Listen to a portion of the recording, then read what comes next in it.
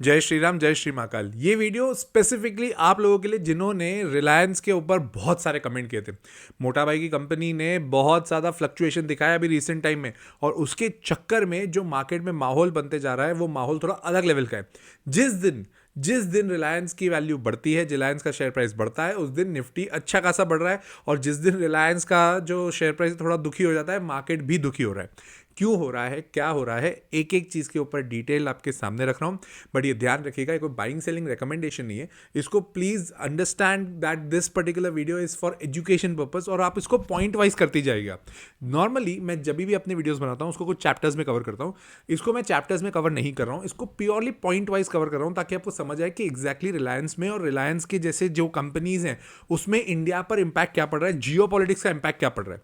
और इसके अलावा अगर आप कोई भी मेरा एक्सक्लूसिव कंटेंट देखना चाहते हैं तो इस वीडियो के नीचे ज्वाइन का बटन है भाई, ज्वाइन बटन दबा दीजिए और सब्सक्राइब कर लीजिए, जहां पर मैं एक्सक्लूसिव मार्केट कंडीशंस के ऊपर, स्मॉल कैप और मिड कैप कंपनीज के ऊपर डिटेल एनालिसिस डालता हूं, ताकि आपको एक विजन बना रहे और आप अपने लंबे समय तक पैसा भरपूर बनाएं। सबसे पहला पॉइंट, कैंडल स्टिक्स के ऊपर बात करते हैं, टेक्निकल्स के ऊपर बात करते हैं। 1425 आखिरी सपोर्ट है रिलायंस के लिए। इतिहास गवा रहा है कि मार्केट एट दी एंड जाता ऊपर ही है, बट भाई जब वो करेक्ट करता है ना, तो करेक्ट करते समय हमारे पोर्टफोलियो को बहुत चोट पहुंचा जाता है। वैसे ही अगर 1425 के नीचे एक बार रिलायंस गया तो आपको दिक्कत आएगी। ये वाला जो लेवल है वो फिबोनाची लेवल है, और सपोर्ट रेजिस्टेंस को कंसिडर करने के बाद है। ये जब डिटेल हम सीखते हैं तो मेरा कोर्स है द लॉजिकल इन्वेस्टर, आप उसको ज्वाइन कर सकते हो, जिसमें आपको फंडामेंटल टेक्निकल एनालिसिस के ऊपर पूरा डिटेल में सिखाऊंगा। वीकेंड क्लास होती है, लाइव क्लास होती है, जहां पर टेक्निकल्स को प्योरली सिखाया जाता है और समझाया जाता है एंट्री और एग्जिट कब होगा। लाइव क्लास होती है, जो लोग अटेंड नहीं कर पाते उनको रिकॉर्डेड लेक्चर्स मिल जाते हैं। सबसे पहला पॉइंट ये था। सेकेंड, 16 जनवरी को आएंगे रिलायंस के नतीजे, तो वो हमारे लिए एक बहुत बड़ा डे होगा। अभी इनफैक्ट ये जो मिड जैन का जो टाइम चल रहा है ना, ये बहुत क्रिटिकल है। प्लस बजट आने वाला है। प्री बजट रैली एक आनी ही चाहिए। अभी तक के इतिहास में रहा है कि हमेशा मार्केट में एक प्री बजट रैली आती है। इस बार आएगी या नहीं, बहुत बड़ा क्वेश्चन मार्क है, क्योंकि बहुत ज्यादा वोलेटिलिटी है मार्केट में। Next, very important, Morgan Stanley. ये वर्ल्ड की one of the biggest research association है, जहां पर उन्होंने कहा है, पता है रिलायंस का टारगेट कितना है? 1847, और अभी चल रहा है 1425 का। तो मैं सपोर्ट की बात कर रहा हूं, तो ये चीज पे 1847 का टारगेट लेके बैठा है मॉर्गन स्टैनली। मतलब अगर ये हुआ तो निफ्टी कंफर्म 27,000 जाएगी। ये मॉर्गन स्टैनली का फोकस है। हाँ, इन्होंने पहले दिया हुआ था कि हमारे हिसाब से 1710 का टारगेट है, जो अब बढ़ाकर इन्होंने 1847 किया। एक चीज आप हमेशा नोट करना, ये जितने दिग्गज लोग जब ये कोई बड़ा टारगेट देते हैं, टारगेट चेंज करते हैं, सपोज बुलिश वे में दिया है, तो एक डिप आता है।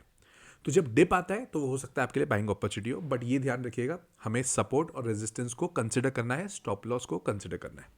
इसके अलावा गोल्डमैन सैक्स, एक और दिग्गज, इस दिग्गज ने बोला है कि हमारे हिसाब से भी टारगेट है 1835 का। मतलब कि ये भी दोनों बुलिश है। जब American companies, American research association, ये दोनों जब इतने स्ट्रांगली बुलिश है ना, तो अगर डिप आता है तो ऑटोमेटिकली एक बाइंग अपॉर्चुनिटी बनती है। ये इन्हीं का ही इतिहास है जो मैं आपके सामने दोहराया हूं। गोल्डमैन सैक्स का तो इनफैक्ट ये कहना है कि भाई साहब हम इतना बुलिश हैं, पता है क्यों है? क्योंकि एबिटा हमारे हिसाब से एक्सपेक्टेड है कि QOQ 11% से बढ़ेगा। उसके अलावा वाई का मतलब, जब हम दिसंबर 25 क्वार्टर को दिसंबर 24 क्वार्टर से कंपेयर करते हैं ना, तो उसको बोलते हैं YOY, ईयर ऑन ईयर। तो ईयर ऑन ईयर इनके हिसाब से 16% से बढ़ेगा। एक बहुत इंपॉर्टेंट खबर थी जो गोल्डमैन सैक्स ने भी कवर करी है, वो ये है कि दुबई में जो क्रूड ब्रेंट का स्प्रेड है वो कम हो रहा है। अब इसका मतलब समझिएगा, क्रूड ब्रेंट जैसे जो क्रूड की वैल्यू है इंडिया में तो डिसाइड नहीं होती है, ये इंटरनेशनल प्राइसेस होती हैं, इनमें स्प्रेड्स होते हैं। अगर ये स्प्रेड्स कम होते हैं ना, तो सऊदी अरब में जो हम खरीदते हैं ना सऊदी से, और इन्होंने तो अरामको के साथ में अच्छा खासा एक टाई अप किया हुआ है रिलायंस ने, तो सऊदी अरब से इनके अच्छे ऑलरेडी कॉन्टैक्ट्स हैं। तो अगर स्प्रेड कम होता है तो सऊदी अरब में जो इसका प्रीमियम है वो भी ईज होगा। मतलब that is a beneficial news for Reliance. ठीक है, इसके ऊपर 90% लोग बात ही नहीं करते, क्योंकि बहुत लोगों को समझ भी नहीं आता है। बट इसको आप प्लीज समझो, जहां पर ब्रेंट क्रूड का स्प्रेड कम होगा वहां पर सऊदी अरब में प्रीमियम कम होगा, और अगर प्रीमियम कम होगा तो रिलायंस को खरीदने में, क्रूड खरीदने में दिक्कत कम आएगी। रिलायंस है तो रिफाइनरी ना, क्रूड खुद का तो नहीं बनाते, ये लोग इंपोर्ट करते और इंपोर्ट करने के बाद में उसको रिफाइन करके फिर ये मार्केट में बेचते हैं। तो इफेक्टिवली ये एक बेनिफिशियल न्यूज़ है। रशिया से हम लोग खरीद रहे थे क्रूड, और रशिया से क्रूड खरीदने के बाद में सबसे ज़्यादा दिक्कत किसको हुई है आप भी जानते हैं, मैं भी जानता हूँ।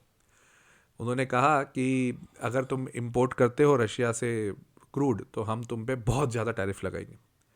बहुत ज़्यादा टैरिफ, देखो डर वाली बात होती है, इसमें मेरे को डिनाइल नहीं है, दिक्कत वाली होती है। तो इन्होंने बोला कि हम बहुत ज़्यादा क्रूड के अगर तुम इतना मगजमारी करोगे तो हम ये सब चीज़ें करेंगे। ठीक है भाई, करो। तो उसके चक्कर में यहाँ पे 52% जो हम रशिया से तेल खरीदते थे वो अब हम कर दिया हमने 33%। रिलायंस सबसे ज़्यादा खरीद रहा था, तो रिलायंस ने तो क्लियरली बोला है कि भाई साहब हम भी एकदम नेग्लिजिबल अब खरीद रहे हैं, हम ज़्यादा नहीं खरीद रहे। तो ये कहाँ से फिर खरीदे? सिंपल सी बात है, ट्रम्प साहब चाहते हैं कि हम लोग ये कहाँ से खरीदें, अमेरिका से खरीदें, क्योंकि अमेरिका ने वेनेजुएला का भी ले लिया ना हथियार, अब उनके हाथ में है सब चीज़ें। सऊदी अरब से तो हमारे ठीक है रिलेशंस हैं, तो उसके चक्कर में अमेरिका से कंट्रोल्ड वाली चीज़ें ही हैं वो लोग। बट ऑल टुगेदर रशिया और चाइना जो मेन दो दुश्मन है एज ऑफ नाउ अमेरिका के, तो उनके लिए इन्होंने बोला है कि नहीं यार तुम उनसे नहीं खरीदोगे, और हमने उसको कम भी कर दिया है, which is not a great news for the market, for Reliance specifically. ठीक है, अब एक बहुत सिंपल सी बात समझिएगा, वर्ल्ड में अनरेस्ट तो होगा, हुआ भी है, जिसके कारण क्रूड बढ़ रहा है। अनरेस्ट होने के कुछ अलग अलग कारण हैं। अमेरिका वेनेजुएला पे अटैक किया, अभी ग्रीनलैंड का सोच रहा है, फिर उसके बाद में ग्रीनलैंड के ऊपर क्यों सोच रहा है, क्योंकि अमेरिका के हिसाब से रशिया और चाइना ग्रीनलैंड के ऊपर अपना एक दबदबा बनाने की कोशिश कर रहे हैं। ग्रीनलैंड का जो बहुत बड़ा अधिकारी, मतलब वहाँ के जो पॉलिटिशियन है, उन्होंने डोनाल्ड ट्रंप के लिए कुछ अजीब से शब्दों का यूज़ भी कर दिया। तो ये अनरेस्ट क्रिएट करता है। अब अमेरिका क्या बोलेगा, तुमने मेरे लिए उल्टी सीधी बात यूज़ करी, अब मैं तेरे पे अटैक करूंगा। हर कोई इंडिया नहीं होता।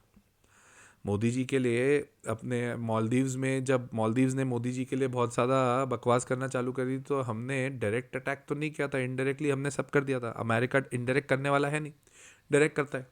वो आपको याद होगा कि लक्षद्वीप आइलैंड पे मोदी जी ने फ़ोटोशूट कराया था वहाँ पे फ़ोटोशूट के बाद में मालदीव्स परेशान हो गया, और परेशान होने के बाद पता नहीं क्या क्या बोला। बट वैसे ही अगर ग्रीनलैंड के लोग, अगर ग्रीनलैंड के इतने बड़े पॉलिटिशियन अगर ये सब चीज़ें बोलते हैं, तो भाई ये नेगेटिव न्यूज़ है, ये अच्छी बात नहीं है। तो उस हिसाब से देखूँ तो इम्पैक्ट तो आएगा। तो वर्ल्ड में अनरेस्ट हो रहा है वेनेजुएला के चक्कर में, ग्रीनलैंड के चक्कर में, at the end America involve है। ईरान अभी बहुत बड़ी न्यूज़ चल रही है, वो आपको ध्यान देना पड़ेगा। उसके बाद रशिया, फिर ताइवान, चाइना, इफेक्टिवली सारे लोग इन्वॉल्व हैं। Bangladesh is not a big issue as of now for economy, तो इसलिए इसका बहुत ज़्यादा फर्क नहीं पड़ता है। तो अगर ऐसा हुआ तो क्रूड के प्राइसेस बढ़ेंगे, और क्रूड के प्राइस बढ़ेंगे तो रिलायंस पे इम्पैक्ट आएगा। ठीक है, और अगर वो ऐसा नहीं होता है, स्टेबल हो जाता है, सब कुछ स्टेबल होते जाएगा, तो रिलायंस भागेगा, जो फिर ये गोल्डमैन सैक और मॉर्गन स्टैनली बोल रहे हैं आपको वहाँ तक भाव अच्छे मिलेंगे।